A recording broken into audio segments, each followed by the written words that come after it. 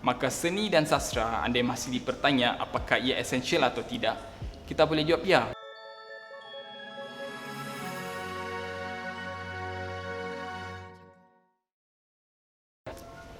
Hey, it's your boy Lucy. Rasanya ramai yang tak kenal aku ni siapa. Well, aku tak ada lagi buat apa-apa perkara yang aku fikir signifikan buat dunia ni.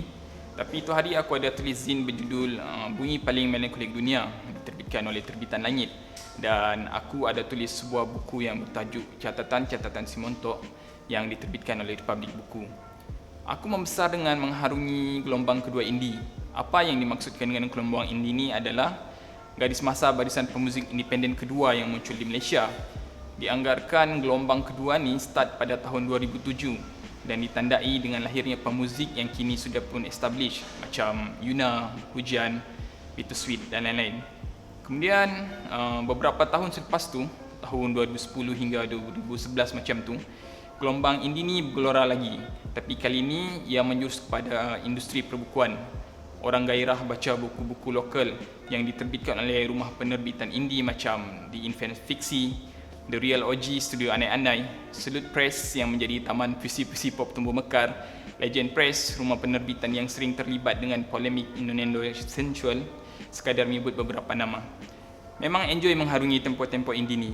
Dan aku fikir walaupun kaitan antara muzik dan buku di Malaysia mungkin dihubungkan menerusi semakin popularnya kaedah independen dalam menghasilkan material, tapi ada kaitan yang lebih besar antara dua bidang ini yang mungkin selama ni kita tak perasan. Macam contoh dalam novel Jahat, tulisan Syafiq Ghazali, ada 25 lagu jazz ditampilkan sepanjang kita menyusuri pengembaraan protagonis.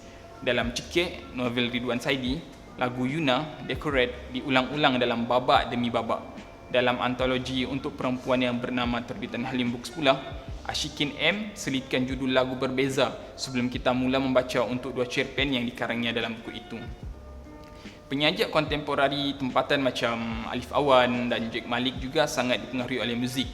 Alif Awan dipengaruhi oleh Pastelite dan Superorganism, sementara Jack pula ada kongsikan lirik The Wonder Years dalam buku-buku sajaknya. Muzik dalam penceritaan fungsinya adalah untuk hasilkan mood, wujudkan atmosfera tertentu.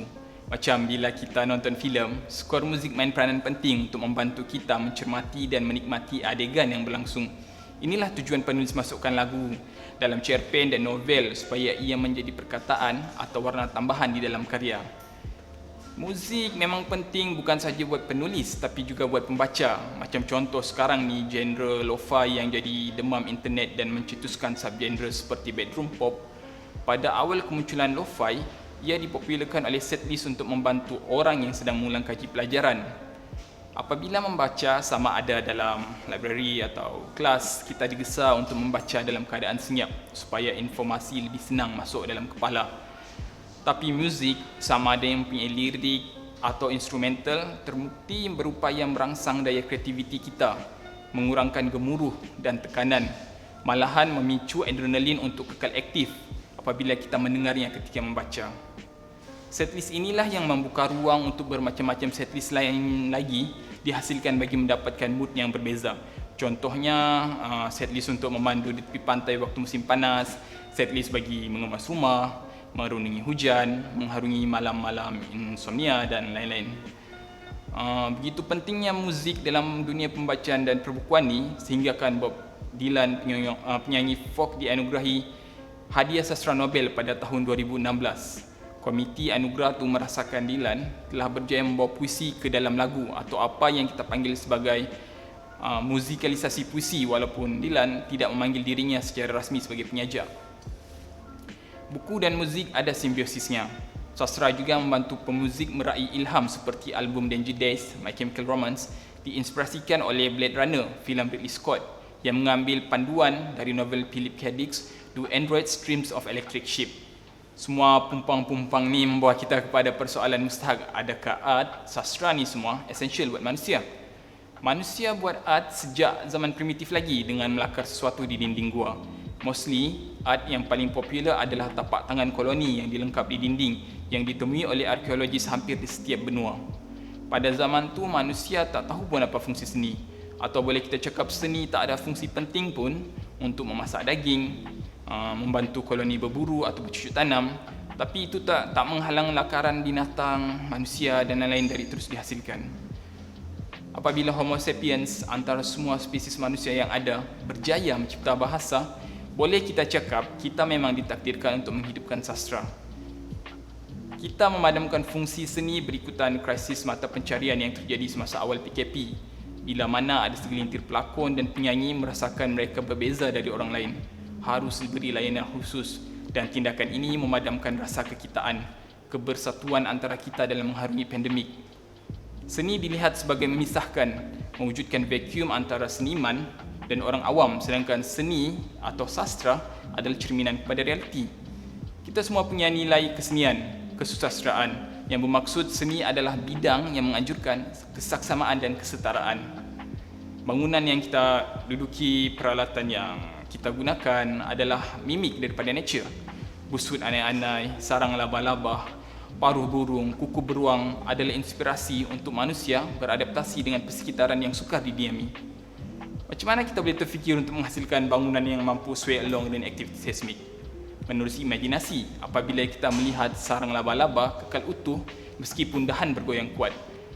Daya imajinasi inilah yang memanifestasikan kesenian dan kesusastraan. Menganggap art dan sastra tidak esensial bermaksud menganggap imajinasi juga tidak penting. Art, sastra membantu kita menemui makna hidup, menjadi medium untuk bertanya, kenapa kita di sini? Memberi kita hala tuju dalam hidup, melenyapkan rasa kebersendirian, menawarkan kekuatan, kemanisan momen dan nilai-nilai agung yang kita tak dapat dukungi secara bersendirian. Pada masa yang sama juga, art dan sastra adalah gerbang, portal yang berupaya membawa kita masuk ke dalam jiwa individu, memahami psiki masyarakat dan semangat suatu zaman. Buku dan muzik umpama aur dan tebing, ia transcendent, saling memerlukan dan melengkapkan. Dan kita, manusia, memerlukan kedua-duanya untuk memastikan sungai, metafora kepada jiwa, terus mengalir. Maka seni dan sastra, andai masih dipertanya apakah ia esensial atau tidak, kita boleh jawab ya, kerana ia adalah sebahagian dari esensi kehidupan seorang manusia. Okay, hai.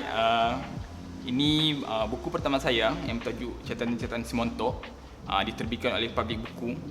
Jadi buku ni adalah himpunan tulisan saya di medsos lah, di Facebook terutama, dan kebanyakan catatan dalam ni melibatkan trivia hidup dan beberapa catatan tentang sosiopolitik. Dan ni boleh dapatkan di Republic Buku. Ada tanda tangan saya di dalamnya dan boleh dapatkan segera.